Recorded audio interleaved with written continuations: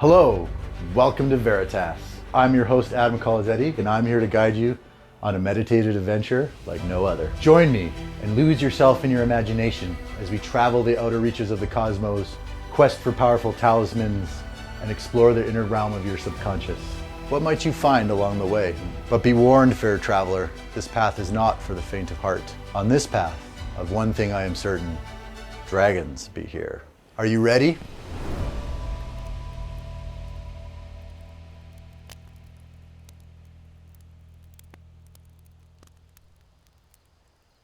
So how we're going to begin is you're going to sit comfortably, however that means to you.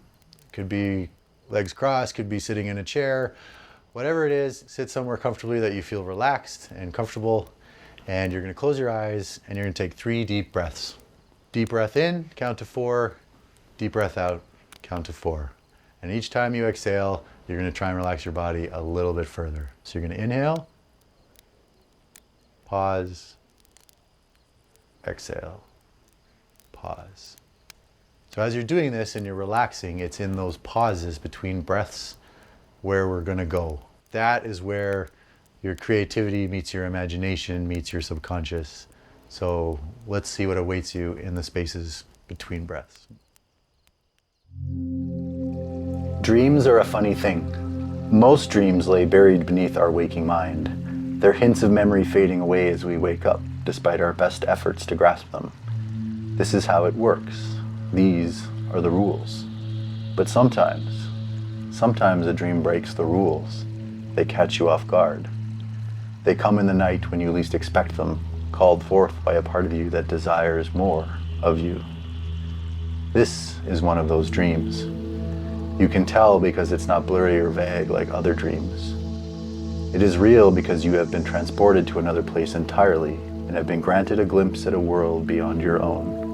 A world beyond your imagination, yet closer than you can possibly believe. You are walking in a dark tunnel. You can tell by the dank smell of dew and the staleness of the air. A light flickers and bobs ahead of you, and as you focus, you realize that it is a torch. Someone is carrying a torch, and you are following them, but you are falling behind. You try to catch up, but no matter how hard you try, you cannot get closer, and you cannot see them. Your heart pounds and your breath comes in ragged gasps, so you slow. Still, your feet move and the echoes of your footfalls bounce off the walls. This gets your attention and you reach your hands out to either side and touch the earthy rock on either side. It is jagged and smooth, and the feel of something real beneath your fingertips calms you. Your path is clear. You must follow the light. Time can get fuzzy in dreams like this. It is hard to tell if you are still walking, or if you are remembering that same walk and are already there. Either way, there is a shift, and you find yourself in a great cavern. Torches line the walls, leaving a trail of flickering shadows.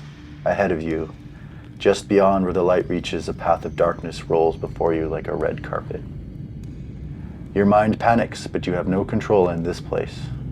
It's like watching a film that moves ever forward, and you have no choice but to participate.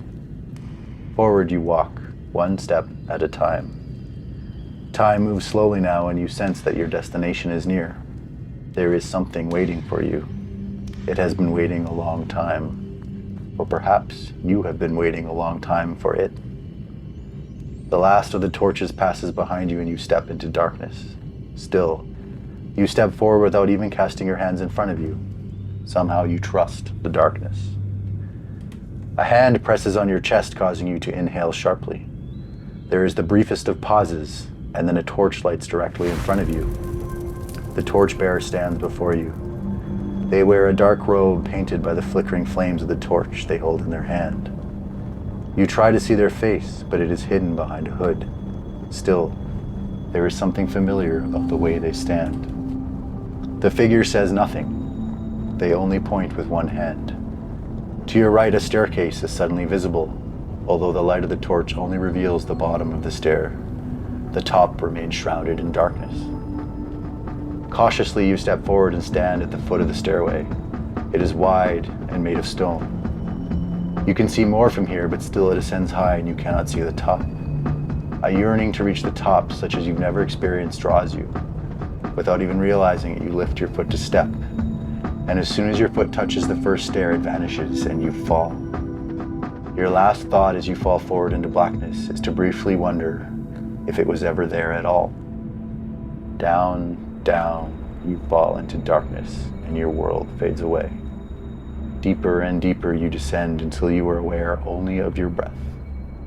Even your sense of self fades away until there is nothing but in and out, in and out, in and out. Eventually, you become aware of a light. It is a small white pinprick in an ocean of black, but slowly it grows larger. It is hypnotizing. Your whole world is nothing but a small point of light, so when it splits, so too do you. Two lights and two halves of self. One is bright white, and the other is muddy with black, so as to be barely visible.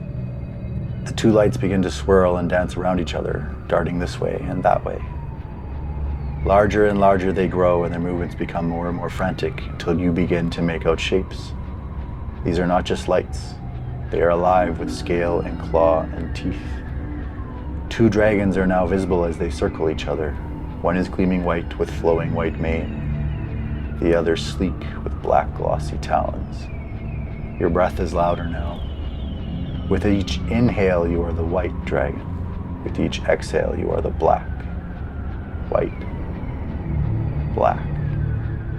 White. Black.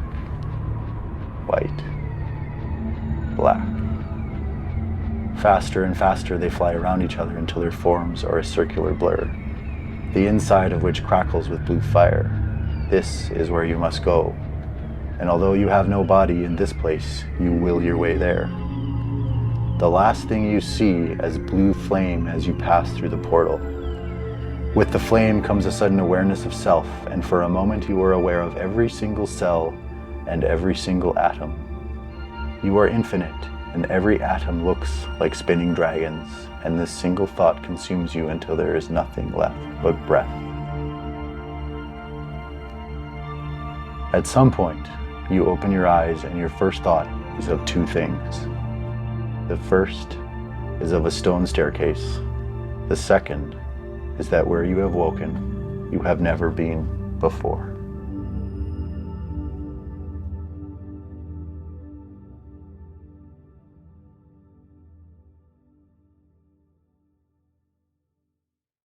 Join me each week as a new chapter unfolds. What worlds will we explore next?